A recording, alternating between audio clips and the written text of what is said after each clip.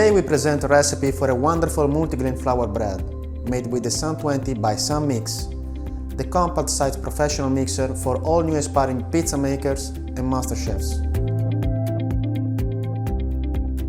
10 kilos multigrain flour,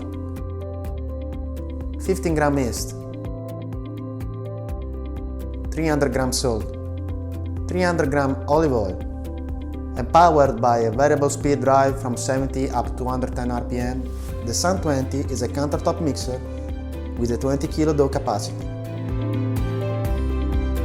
We pour all the flour into the bowl, let it run at 70 RPM and add the yeast. After a minute, we can start adding the water gradually. 6 kilos water. Once the dough has shaped up, we add the salt. We increase the RPM little by little. When we see the dough has a smooth and compact consistency, we add, slowly, the oil as the last ingredient.